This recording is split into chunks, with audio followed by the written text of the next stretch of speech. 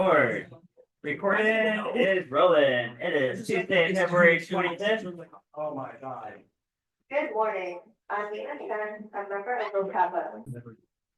That's first thing, top scientist for FRQ. So here's my top scientist list right here. An awesome job, you made the list. Yeah, you are well, if you're on the list, you're sort of on track just by the FRQ points to get at least a 3 on the exam. So pretty good, pretty good. And so, reminder, simple harmonic motion quiz and also the fluids quiz, 2 different quizzes. I want to get back to you guys. So if you haven't turned that in, then get that in by tomorrow. I posted a few links to information on Google Classroom. So one thing is Blue. Guys, when you got your laptops, is Blue Book already installed on it? Yeah, okay, so that's already there. All right. So I did post a link already because I had to download it on mine. It actually did let me download and install it. But it doesn't on a school laptop. Anyway, I was able to do that.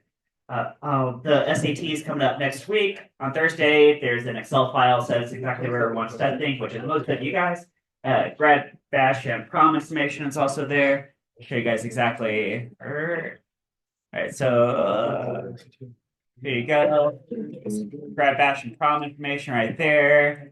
Here's SAT list, Excel file. Here's a Blue Book if you need that link, and here's yesterday's video. So that's all there, all there. All right, and yeah, otherwise we're gonna keep going on review. All right, so everybody's got their notes out. You guys got notes out, right, and of course there's paper on those stools. You can use some paper. Right, you guys got notes, paper. Oh yeah. Is there any calculus on this again? Okay, is there? No. In fact, okay. So what's going to be on the SAT next week? You know what? All right. This is actually what I'm here. I'll give you guys a quick rundown about SAT. So the SAT is in 2 halves. The first half is reading and writing, and that's split into 2 modules. Now here I have a packet for the math half. That's what the big old 2 on the top is. Now this is also in 2 halves. There's module 1, module 2. This one says module 1. If I flip through this packet a little bit, near the end it says module 2. Okay, but this is all the math half. Okay. And with the math, there's 54 questions. It's split 27 and 27. Right? And you get 70 minutes total. So that's an hour and 10 minutes. Now, my other classes, we're actually doing this as a practice run. You know what I'll probably do is on Google Classroom, I might go ahead and post the video for the next few days for my other classes, because we're doing a practice run, and then I'll do the example. Yeah. So yeah, there's no calculus on this. There's a lot of algebra. There's a lot of graphs, like here. And it's kind of random, but it's just like one thing anyway. If I had you guys graph something like y equals x squared, you could definitely do that. Okay, so take a look. Here's x-axis, y-axis. You guys know that would be a parabola, right? Basic parabola. Right? The 0.11's here, the 0.2439, so 0, okay. So what if I had you guys graph y equals, and then x minus 7 is all in parentheses, and then that's being squared. Okay. What would that look like? Yeah, something to the right. Yeah. So put x-axis here, y-axis here. 1, 2, 3, 4, 5, 6, 7. 1, 2, 3, 4, 5. Okay.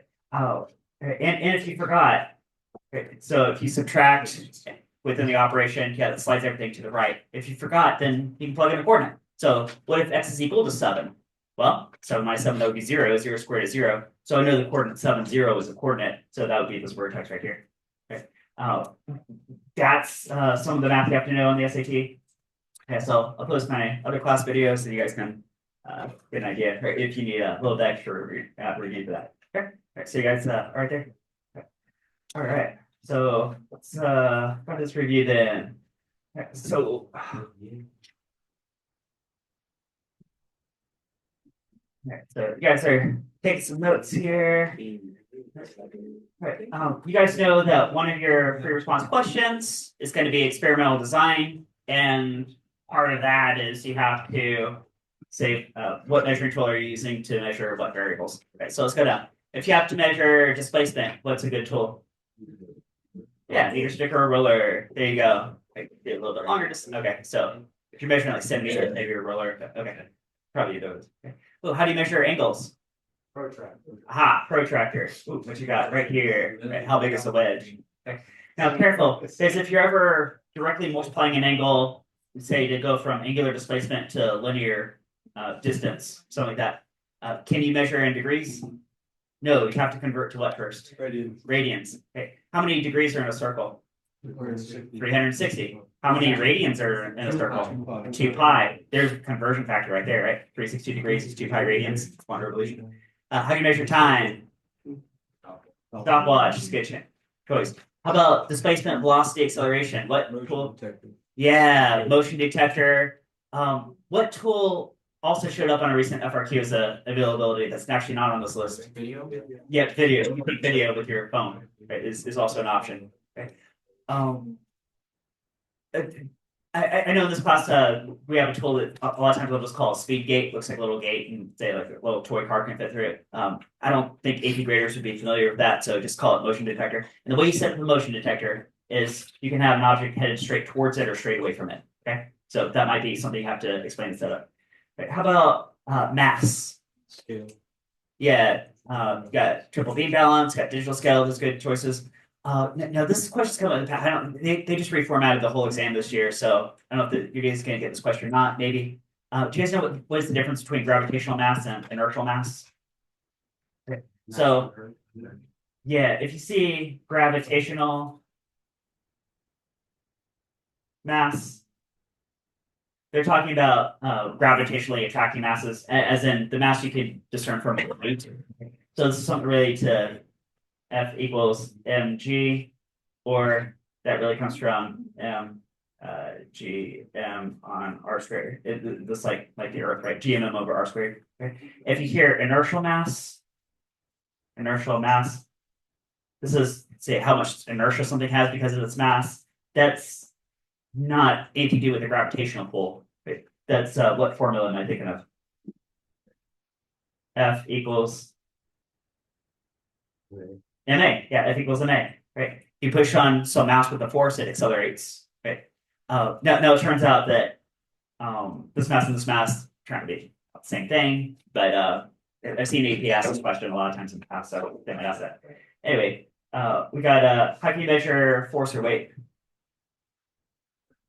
Yeah, spring scale or force probe, something like that. Like Hang's from spring scale can read its weight, which would be in newtons, right? Right. So don't mix up newtons and kilograms. Right? Mass versus weight, you think? Mass versus force. And these last two, you're not going to be asked about, but those are the two. We might do a little bit of circuits in a few weeks, just so you can see it, but that's not going to be an exam. All right, so you guys go with tools. Ooh, this next one. Okay, now I know the last like 2 minutes of class yesterday, we went through all these. We talked about these a little bit. You guys were really good rattling all these off. You guys know these. I did realize like the very last minute of class, I made a mistake. And then I said, wait, that isn't right. And then yeah, and then the bell rang, you guys walked out. It's like, oh yeah, all right. I've been waiting 23 and a half hours to fix this. So guys, what was the mistake I made yesterday? I bet some of you guys caught it too. Here, it's this one right here. Guys, what is this one right here? Omega. Yeah, that is omega. That is omega. All right. And you guys said omega, and then Curry said rho. I'm like, wait, what? Rho? So yeah, that's omega. So I did have to go fix that. Oops. All right, so gonna shift that down here. That's omega now. Yeah. All right, I will update the book shortly. I'm making a bunch of new posters, so probably take me a couple weeks, but okay. All right, so you guys get on Greek. That's another. Ooh, scaling. So you guys see a little box here and a big old crate here. Okay. If you blow it up, let's say a linear expansion factor of 3. You guys see linear expansion factor of 3? Okay. How many? Suppose the little box is cast in a shadow, and the big old crate casts a shadow. How big is the big shadow compared to the little shadow? Factor of 9. Because that's an area question. Okay. Isn't that true? Like if you painted this front face, it would take so much paint. And if you painted the front face of the big old crate, it'd take 9 times the paint. I see 9 squares. Okay. Right. And then so anything area is 3 squared is factor 9. What about if you fill this with water and fill the big one's water? How many times the water would that be? 27. 27 times. Okay. So it scales up by some powers, something like that. Okay. Do you guys know a YouTube channel called Veritasium? Yeah. Yeah. I think it was the last, it's one of his recent videos. He talks about, there's this question that Google asked employees, or they did classically. It was like, if you're shrunk down to the size of a nickel and put it in a blender, it's going to turn on in a minute. What do you do? Right? And there's lots of answers to that. It's kind of open-ended, but the main answer, I don't want to spoil it, but the main answer they focus on for like half the video is related to the scaling question. So if you shrink down, there are different properties that change at different rates. Okay, so it's related to that. A little bit there. All right. AP style write up. Of course, you guys have to know. All right. So they'll give you probably some question. Right. And okay. They're going to say what measuring tools are involved. Now that's going to be incorporated into your procedure, but a lot of times that's a separate question. Okay. So measuring equipment. Okay. And we get to the procedure is what are some details that are you always want to make sure that are in your procedure? Repetition. Okay. Yeah. I'm hearing measuring tools. I'm hearing repetition. What else? Looks like I got 4 points set up. What else could they be? Yeah. Briefly describe the setup, right? Okay. What else you got here? Okay, briefly describe setup. Which measuring tool to measure which variable? Okay. Make sure it's clear what's independent, dependent, what's controls. Now it might be set up in such a way that kind of emerges naturally, but just make sure it's really clear what you're changing, okay? and what's controlled. Okay? And then, yeah, this one's always a point. Multiple trials to reduce experimental uncertainty. Okay? Analysis, it usually graphs, but sometimes an equation. If you're trying to solve something specific, it might just be an equation. But you guys know AP loves graphs. AP loves graph linearization too, right? So we'll be looking at that recently. Right, and then for your conclusion, make sure you're answering the question. Right? This is something I've seen year after year. Right? Students get the conclusions. Wait, do you know what you're trying to answer? Right? Yeah, make sure that matches, right? All right. Algebra shuffling. Let's do some of these. So let's start with how about this right here? AD equals BC. Okay, so A times D equals B times C. Right, something like that. Okay. For example, could you guys have 3 times 8 equals 4 times 6? Like that could work, right? Okay. If I had you guys solve for C, could you guys do that? So what would that look like?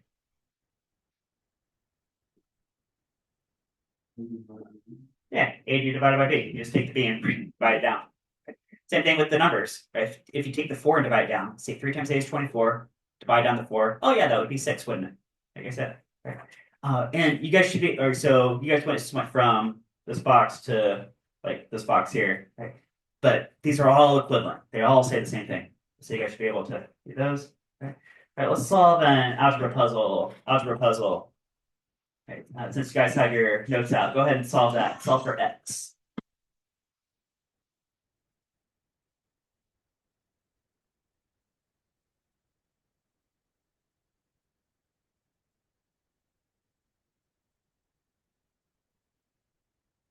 All right, who knows the answer? Yeah. 7. That's one of the answers. And what else? Huh? Oh, wait, I think Jack got one of the answers, but there's actually 2 answers. There's another one. Who's gonna get the Yeah. well? Oh, okay, yeah, that's the first step. Yeah. Okay, so 7's one of the answers. What's the other answer? You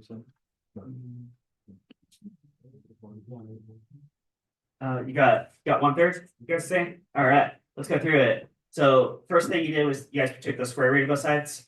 Okay. And that opens up 2 puzzle now because it could be plus or minus 2. Right, so we got 2 separate ones working on. Right. What's the next step? Yeah, times 5. So looks like that, right? What's the next step? Add 11. Okay, add 11. So that makes the left side equal to what? 1, and the right side equal to 21. So I got a 1 here and a 21 here after you add 11. Okay, just like that. And the last step is divide by 3. Right. There you go.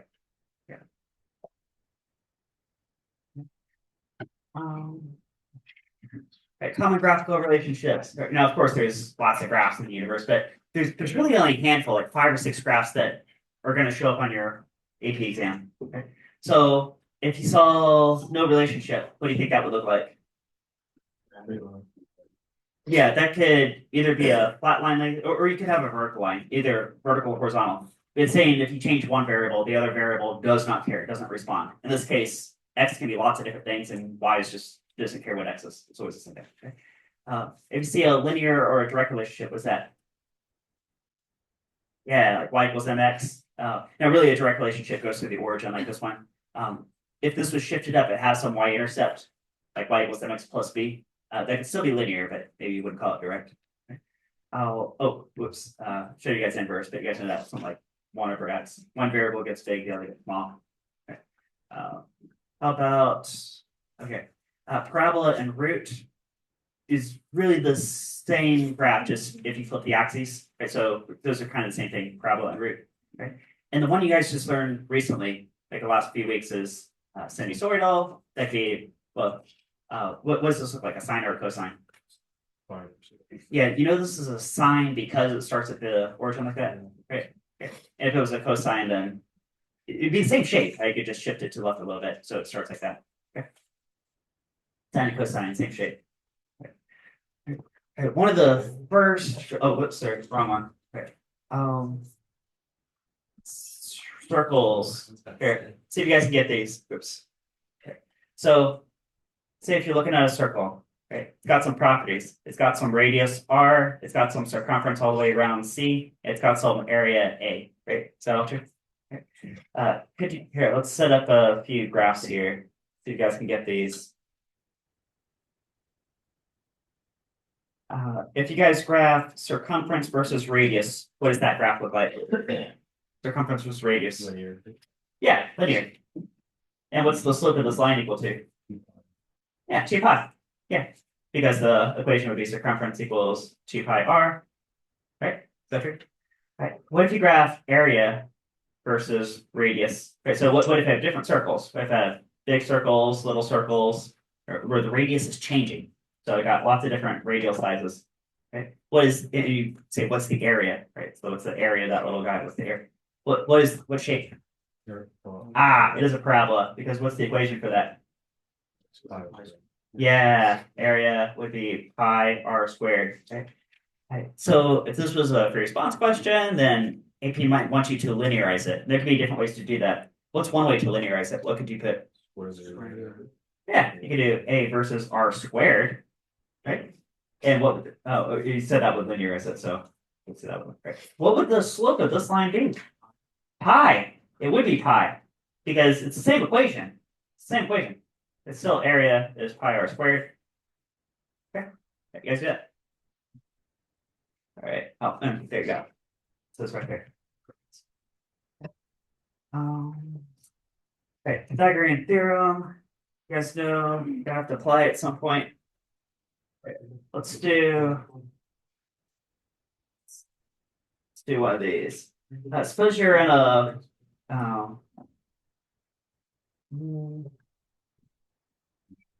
say you're in a boat and you're going to cross a river, and the river's going downstream at velocity equals about 12 meters per second, and you have the boat oriented. How about at 30 degrees from the perpendicular across the river? So, or call it 30 degrees right here. Let's say you're going at 9 meters per second. Okay. So relative to the bank, suppose there's a tree out here, right? Your friend's like in the tree. Which direction does it look like the boat's actually going relative to that tree? And how fast? Can you guys tell that? Okay. Okay. So, you know what? I'll solve this off screen. You guys solve that right there. And let's see if we get the same answer. I'll solve it. You guys solve it. See what we get. Right. So the river's flowing left to right at 12 meters per second. Okay. And you're paddling at 9 meters per second, but off on that 30-degree angle that I just put right there.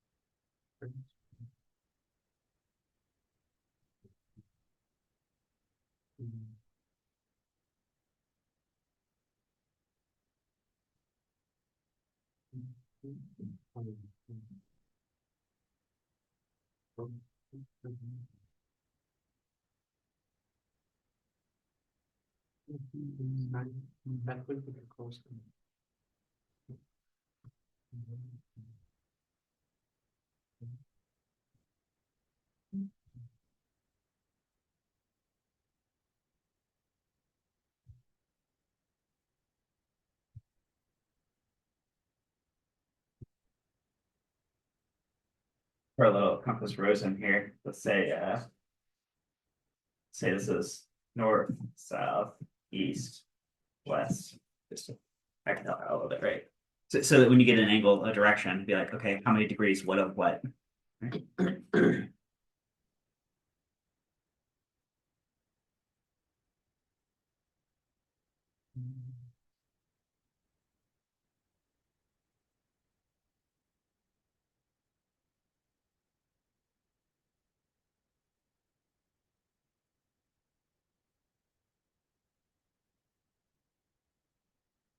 All right, I have a speed and a direction that I think looks pretty reasonable. So who knows, what's the speed and the direction? Is what? Wait, let me see what you're looking. Degrees or meters per second. Well, it has to be faster than what it's doing. Because then it's just being faster. It has to be faster than following. All right, who knows? Speed and direction, which would be a velocity, right? Speed and direction is a velocity.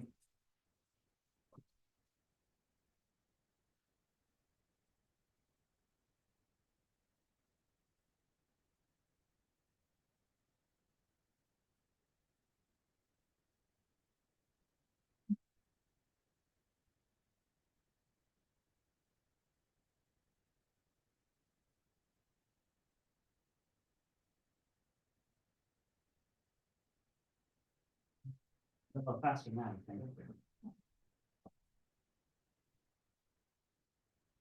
Oh, good job. Yeah, you have to use both sine and cosine. Yeah. And there's also a tangent in this. There's all of them. Aha, all of them. Ha, ha, ha, ha, ha.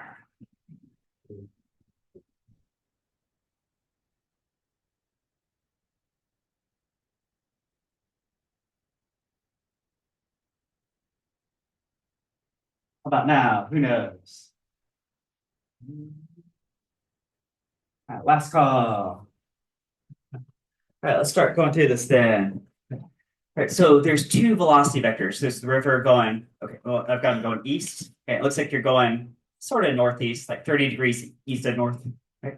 So I connected those two vectors tip to tail. You see tip to tail? Now, you could have done it tip to tail the other way. You could have the boat first and then the river. That's what, that would actually create a parallelogram with both of them on here, wouldn't it? If I did the boat first, followed by the river, but it would give you the same resultant.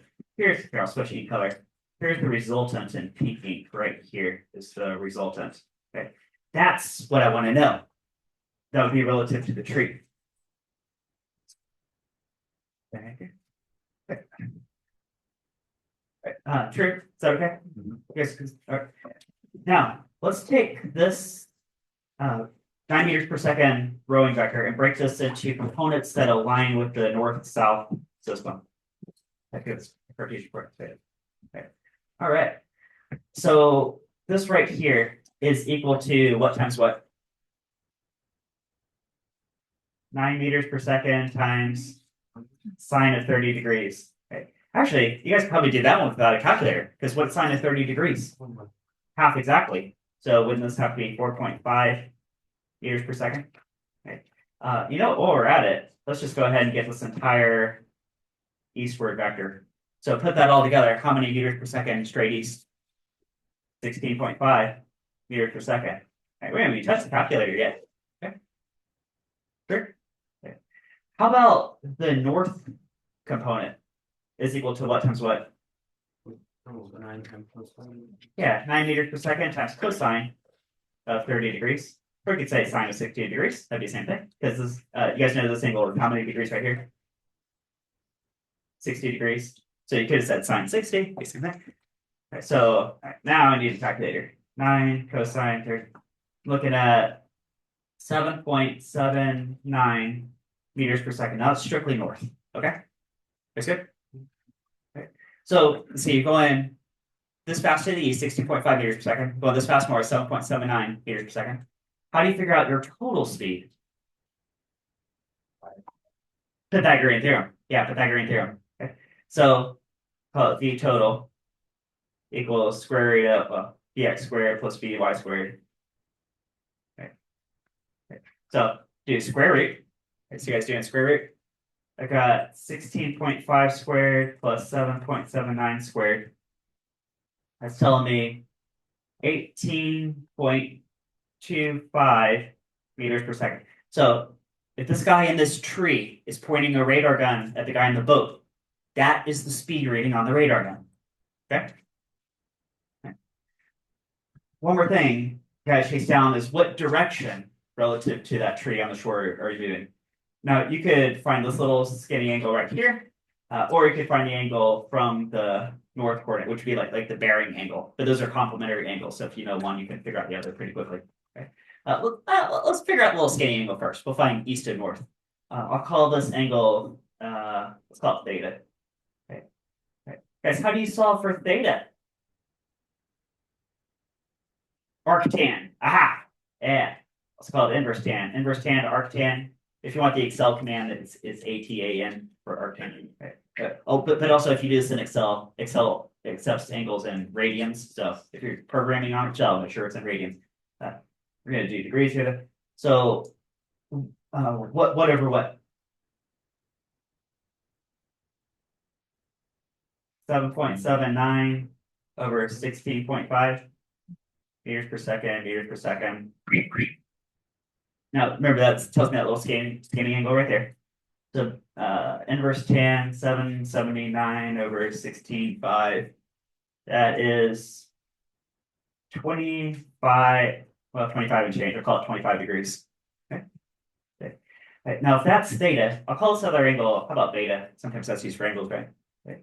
How do you figure out what is beta? Yeah, 90 degrees minus 25 degrees. 90 degrees minus 25 degrees because complementary angles. So take 90 minus 25. That's 65 degrees. Oh, I forgot to say what direction. So this is north of east, therefore 65 degrees east of north, which is how you express bearing relative to north-south line. Okay. So put it all together, we got 18.25 meters per second at 65 degrees east of north. Okay. Okay, here's that. Okay. But yeah, there's the answer down there too. All right, so you guys good with vectors, vector addition? Right, a little bit of Pythagorean in there, other stuff. All right, vector. Oh, actually, we got some of that in there too, didn't we? We just did vector components. Okay, so you guys know, see this about every day in here all the time. All right, now we got current incline lab. This is one of the first big labs you guys did. And we got all these graphs going on. So here, let's say, gonna mark up some axes here. You guys know the scenario, right? Cars going down the incline. All right, let's get a bunch of graphs going. Bunch of graphs.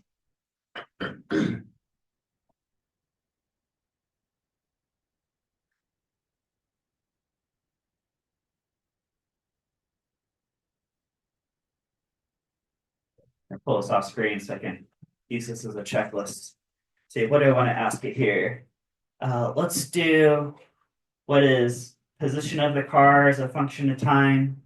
What is velocity as a function of time? Let's do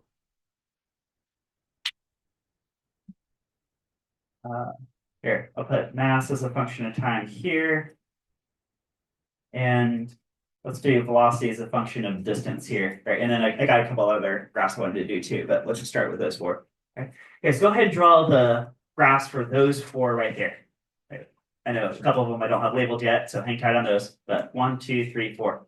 What do those 4 graph shapes look like? Go ahead and draw them in your notes. You guys can get these. Now, we're talking about a car going down an incline. Here, help you guys out a little bit. Is this car accelerating? Yeah.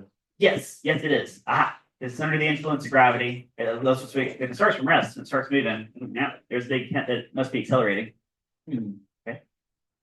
There's also equation versions of these graphs. The equations might help you figure out what the graph shape looks like.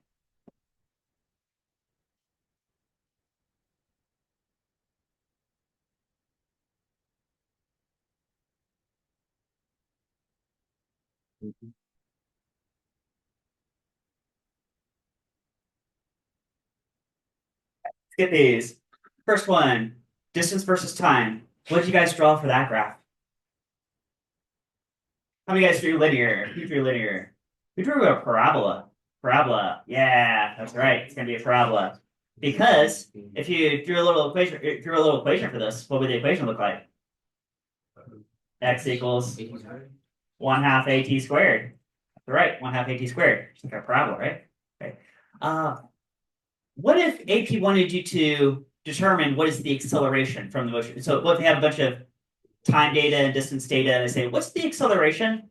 You probably have to linearize it first, right? Let's do that on this graph right here. Go ahead. And there might be multiple correct answers how to linearize it. So see if you guys can figure out at least one way to linearize it. What's one way, at least, you could linearize that graph? Taking the derivative of the equation. Sure. Well, here, if you do a derivative, you're actually getting this velocity versus time. That's what you're getting. Yeah. I mean, which would be linear. Right? Double derivative.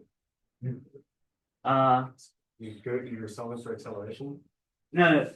We're still on position versus time. Let's say you just have position versus time data, and you want to force the graph to be linear. Now, if you straight up graph position versus time, of course you get a parabola. Okay. Here, what do you guys say for what could you put on each axis? Yeah, that's the most straightforward way is to x versus t squared. Okay. And if you do that, you're right, that would linearize it. And furthermore, the slope of that graph right there, what's that slope equal to? 1/2 a. Yeah, 1/2 a. Okay. Because the graph is still, I mean, it's the same equation. It's still x equals 1/2 a t squared.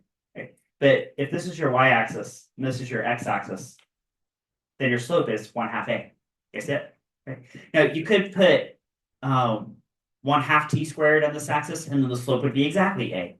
Or you could put 2x on the vertical axis, and that would also make the slope equal to exactly a. Okay. All right. You guys got that? Okay, so there's multiple ways to do it, and AP would accept all of them. Okay. Are we good? All right. Ready for the next one? Let's say we're actually let's do this one. Let's say we're swapping out the mass of the car. We got lots of different masses going on. Okay. So we've got a low mass car, medium mass car, a big old heavy car. Okay. And say for some set distance, how much time does it take to go down the incline? Okay. What does that graph look like? What do you guys draw?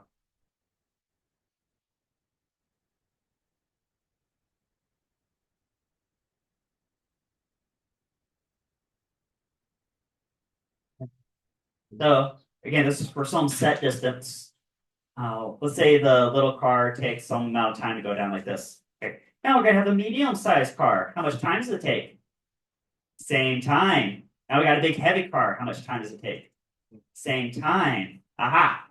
Put that all together. It could be no relationship between mass and time, right, which some of you guys test that on that. Okay. All right, let's do velocity versus time. So maybe have maybe a motion detector, and now this one you would be changing the distance just so the car can roll for different amounts of time. Okay. But if it's rolling like 2 times the time or 3 times the time, then how does the speed pick up? What kind of graph did you guys make for this one? Linear? Yeah, here you guys say linear. Yeah. And what's the equation for that?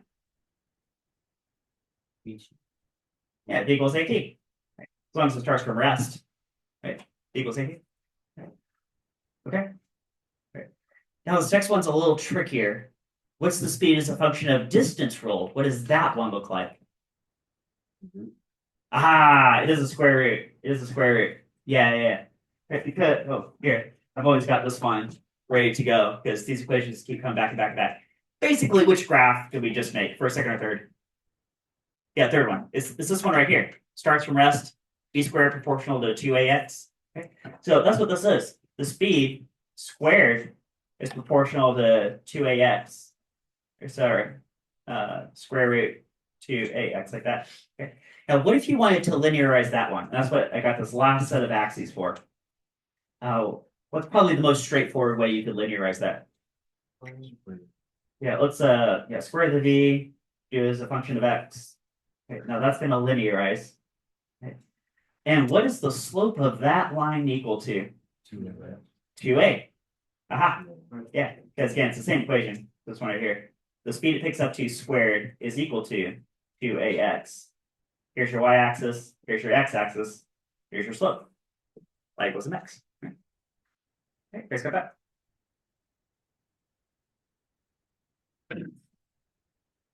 All right. Okay. So that covers all these graphs except for the only one I didn't do with you guys is acceleration versus time, and that would be a constant value, right? Is that constant value?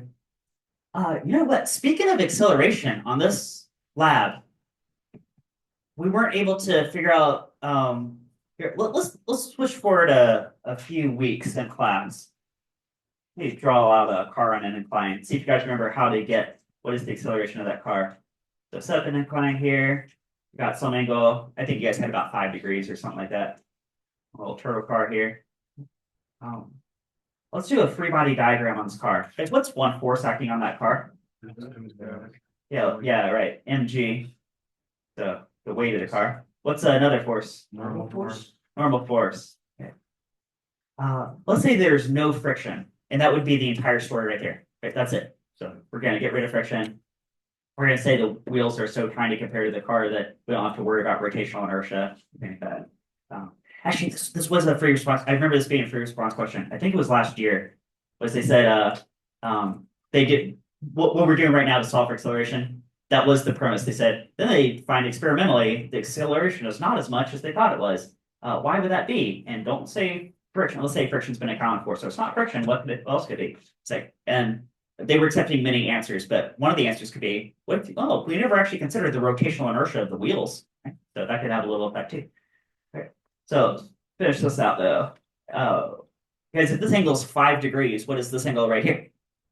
Also 5 degrees. It's the same thing. Therefore, what's this bit right here? Yeah, mg times sine of that 5 degrees, that angle. Got a little right triangle right here. Okay. Now, did you guys draw that component that I just labeled as parallel to the surface? You guys just drew that parallel, not parallel to the ground, but parallel to the inclined surface. Okay. And then this right here would be your mg cosine theta, and the normal force is equivalent to that mg cosine theta. Okay. Which then, if there was friction, you'd have to play off that and do a little bit more stuff because the friction force would be proportional to that normal force. Okay. But we don't have to consider that because there's no friction here. What is the net force so far? What's the net force? Mg sine theta. Here's your net force right here. Mg sine theta. That's the net force. Okay. So if you wanted to solve for acceleration, now that you know the net force, that sounds like what law of motion? Newton's second law of motion, which goes, how's the fraction form go? A equals what? Yeah, net force on mass. Okay, there's Newton's second law of motion. And you guys said net force is mg sine theta. And the mass of the car is just some mass m. You guys remember this right here? I have a poster for this too. It's one of my orange banners. I don't have it out right now, ready to go, but I'll run into that tomorrow. Okay, you guys remember that? Okay. So let's get a numerical value because I remember you guys had an angle that's pretty close to 5 degrees. I think some guys said 4, some guys said 6, but somewhere in there. And gravity field, let's call it 9.8 meters per second squared. Put it all together. Well, what actually was the acceleration of your car way back in the day? See, 0.8 sine 5 degrees. Yeah. Something pretty close to those probably. meters per second squared. Okay. So less than 1 meter per second squared. Okay. Realistically, there's probably a little bit of friction, blah, blah, blah, so maybe a little bit less than that, but. Okay. Yep. All right, are we good? Are we good? All right, what I got next here? Ooh, of course, I got the 3 kinematic formulas. You guys probably have these memorized by now just by having used them so much. You guys probably know. Okay. Now remember too, the way AP writes them is a little bit different. Like I write X in terms of displacement. You could call that delta X maybe. AP writes it in terms of position. So if you look at theirs, they have final position equals initial position plus, and then everything else follows. You guys see that? Okay. Also, they threw in little subscripts X. You guys see the little subscript X? That's what does that mean? Because that's different than this X. This X is final position. What is the subscript on the A? What does that mean? The direction. Direction. Yeah, it's a directional idea. Because this could be true in one particular direction, maybe like along the x-axis, something like that. I guess if you wanted to like go around a curved track or something, it could be around the curved track. That's okay too. But yeah, some direction, right? So mine look a little bit different from there. So if you wanted to shop off this equation bank, just make sure you know what you're looking at, right? Like same thing with this third kinematic formula. They went final position minus initial position. I just call it expert displacement. Right? You guys can figure that out, right? Okay. All right. So you got kinematic formulas there. Ooh, I got a cliff coming up. You guys remember dropping a ball off a cliff? Drop ball off a cliff. Okay. So let's call the top of the cliff 0.0. And if you're dropping it, then release from rest, initial velocity would be 0. Okay. Okay. And let's say just as soon as you release it, so the first nanosecond, it immediately starts accelerating. Now it's in free fall. Okay. After 1 second, what's the acceleration? Yep, about 10 meters per second squared. What's the velocity? 10 meters per second. Notice I got the unit embedded in the column. Okay. And here's a tricky question that a lot of students miss. How far has it fallen in 1 second? 1/2 AT squared, which is how much? Let's try it. Okay, so release from there you go. Yeah. Here's some reason. Okay. So you plug in 10 meters per second squared for A. Let's plug in 1 second for T. Guess what's 1 squared? 1. What's half of 10? 5. All right, and then the units would follow, give you meters. Okay, so should that be 5 meters right here? Aha. So the first second falls 5 meters. Okay. How about after 2 seconds? What's the acceleration? Yep. In fact, it's 10 meters per second squared all the way down, isn't it? As long as there's no air drag. Okay. How fast is it picked up to? Right? I guess 10, 20, 30, 40, 50. Okay. And how far is it fallen after 2 seconds? Yeah, 20 meters. How about after 3 seconds? 1/2 AT squared. 45. 45 meters. Right? You guys do this? Okay. And what if you made graphs, X versus T, V versus T, A versus T? What would those graphs look like? That's the next one I got right here. So X versus T. So how far is it falling as a function of time? What shape is that? Parabola. How about velocity versus time? Looks like a what shape? Yeah, linear with the slope of free fall gravity. And the acceleration versus time looks like constant. Yeah. Of course, there's relationships among all those graphs. If you know one of those graphs, you can kind of figure out the other two because there's rate of change relationships. Okay. Let's take this one, blow this one up, sort of. Okay. Actually, what this could be is if you go to the edge of the cliff and you throw the ball down, because now it has an initial velocity because you threw it straight down like that. Okay. Right, so velocity versus time graphs are really information rich. Obviously, you can get any velocity at any time. That's just a particular coordinate. Okay. You guys know the slope is equal to the acceleration because it's the rate change of velocity. And the area under the curve represents what? Yeah, displacement. Okay. Now, if you break that into shapes, I got a rectangle here and a triangle sitting on top of that. And the rectangle is V naught T, right? Everybody sees why that is. So V naught T. And this triangle, well, see, I know this height change would be VT, and the base is T, and triangle's 1/2 base height. You put it all together, you get 1/2 AT squared. You guys see if you add the two green shapes together, you get V naught T plus 1/2 AT squared, which is the first kinematic equation. Okay. Ooh, this next one.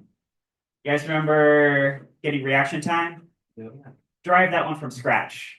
So start with a kinematic equation, solve for reaction time. Go ahead, solve for reaction time. I think this will be the last one we can do today. Last one I have time for. Solve for reaction time. It's a function of how far did the ruler fall. So if the ruler fell to like 26 centimeters and your friend catches it, you say, I know your reaction time. Because you solve it with, right? You know, if this is a free response question, right, you have to start with one of those kinematic formulas. And then, now, of course, AP writes it one way, I wrote it a little bit. They'll accept, AP accepts different versions of these formulas. So that's okay. Don't worry about the specific format here. Okay. But then you have to apply some algebra, rearrange it, and solve for T. Okay, you guys solve for T? Okay, so which formula did you guys start with? Yeah, H equals 1/2 GT squared. I left off the V naught theta because you're releasing it from rest. So it's simplified. Okay. So times 2 divided by G. And then take the square root. There you go. Here's your reaction time. Wait. Okay, suppose I gotta. the ruler fell 26 centimeters. Do you plug a 26 into that H? No. Careful. Okay, make sure you use that. If your G is 9.8 meters per second squared, the H should be what? 0.26, because that would be meters. All right. Yeah, let's have a good day. We will pick up there tomorrow.